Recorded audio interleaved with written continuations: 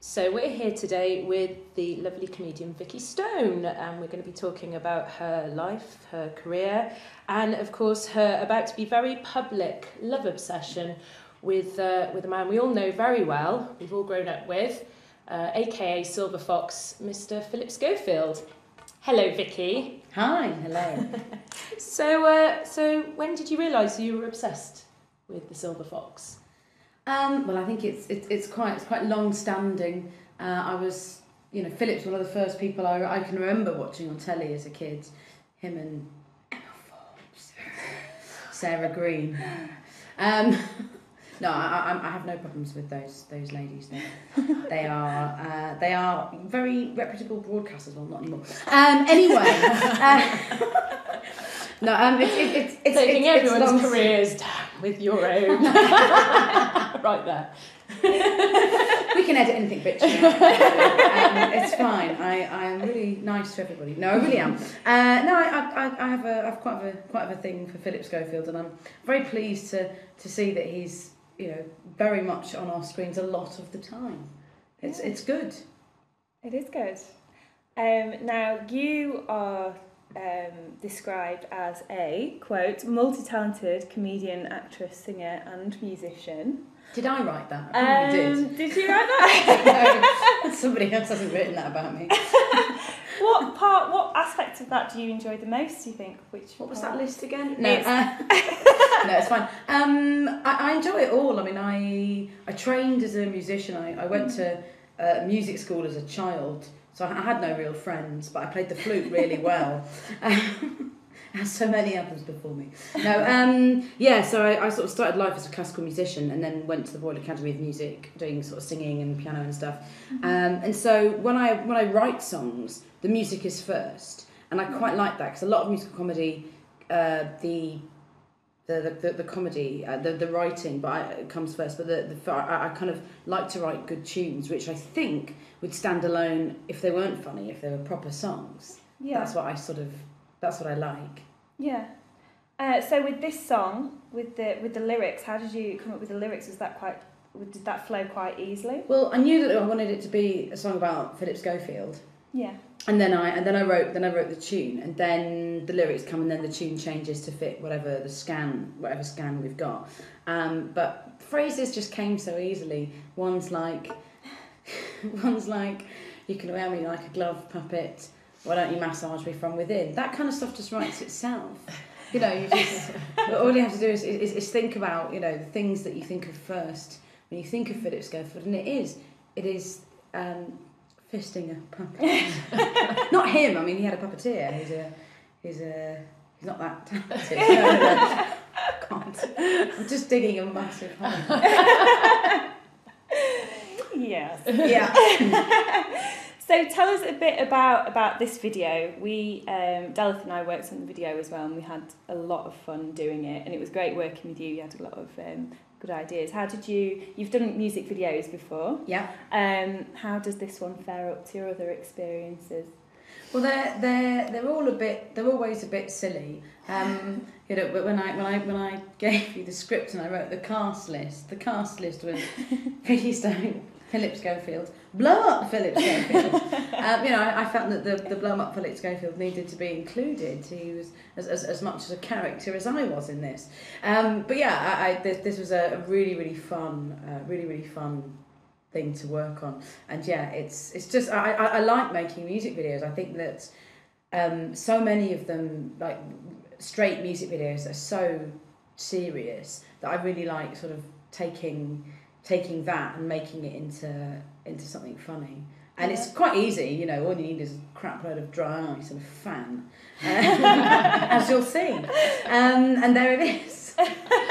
In fact, there's several moments on this video where a new character for you, I believe, Bonnie Bush, comes out. A sort of amalgamation of Kate Bush and Bonnie Tyler. Yes. Were you inspired by these people as a child? I was. Well, Kate Bush apparently lives near me.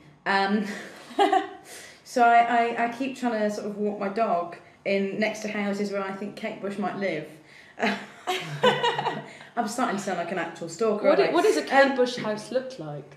Well, there's quite a lot of grand looking houses but that haven't had any exterior paintwork. So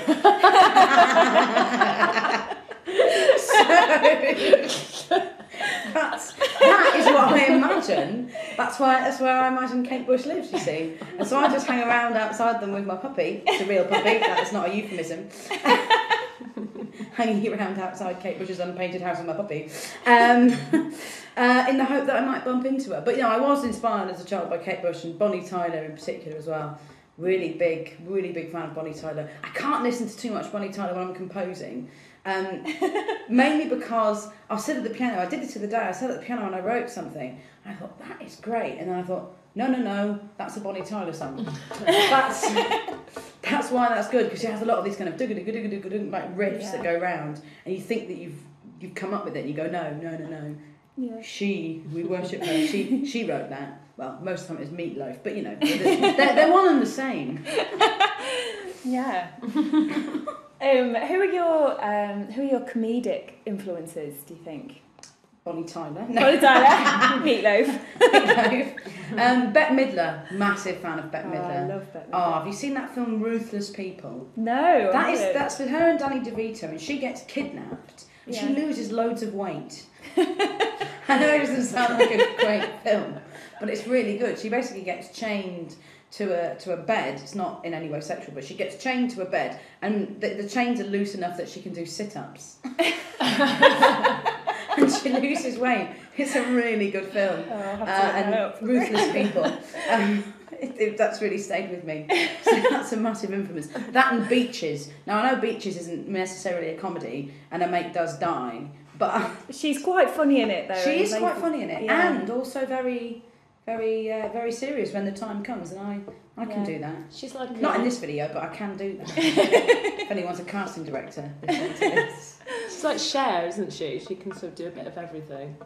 Yeah, I think Cher thinks she can do a bit of everything. Have you ever seen Cher, the YouTube video of Cher playing all the parts in West Side Story? Yes, I have. I've not seen this. I would like to do that. I would like to. Perhaps not West Side Story, but or One Woman Les Mis or something.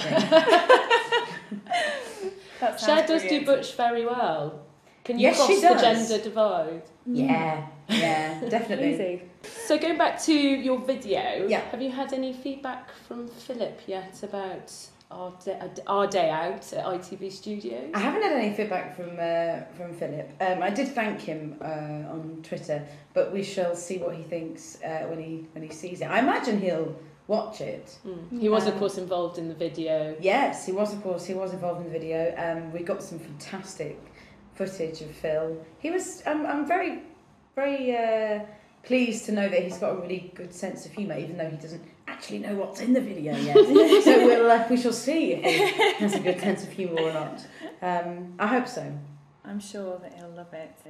For you guys that don't know, Vikki recently did an impression of Hilary Devey on YouTube, which got a lot of hits, and that led to something quite an interesting event for you, didn't it, Vikki? Yes. Tell us a bit about that. Well, yes, Hilary saw the clip on YouTube, and I didn't know whether or not she would like it. But I'm not being particularly mean. It's a how-to guide of how one might look like Hilary Devey. And she liked it, and her agent got in touch and said, would I perform something for her at her annual company party, which is at the Lancaster Hotel. And it was me. I did a kind of song and dance act as Hilary Devey, and Status Quo were on after me. It was brilliant. It's quite funny though. Status Quo, they never like to be announced, so they just kind of slink on. There isn't like, ladies and gentlemen, please welcome Status Quo. No, it's just on they come. Just some middle-aged men with the guitars coming on, and everyone's sort of looking at it going, is this a tribute band? And it takes a full 5 minutes to realise that it's the actual Status Quo, and so they perform their first song to no one. Bizarre. That's so strange. Really, really strange. But they're nice. They're nice men. The Quo. The Quo. I'm on your besties. Yeah. I had a bit of Hilary had a sort of party in her suite after the do, and it was kind of Status Quo and Status Quo's son and Mrs. Quo and Hilary and various other things, and it was a kind of heavy night, and in the morning I was standing waiting to check out, and Rick Parfitt was in front of me, and I said, how was breakfast? And he went, it was a nightmare, trying to get my money back. And I was like, why? And he went, there were 3 poached eggs between 2. You think, my God, how is your life must be so problem-free that uneven amounts of eggs are the sum of your problems, and you're trying to get £8 off your bill because of it. Good luck to you, Rick. Oh, that's interesting. Yeah. It's very rock and roll, that. Very rock and roll. Rock and roll, but in a proper Spinal Tap way. Yeah. You know, that is going, he's like, well, work that one out, and does this egg slicing mime, and it's like, Rick, that is exactly how you solve that problem. You've just done it there. You slice an egg in half. If you have a problem with it. Brilliant.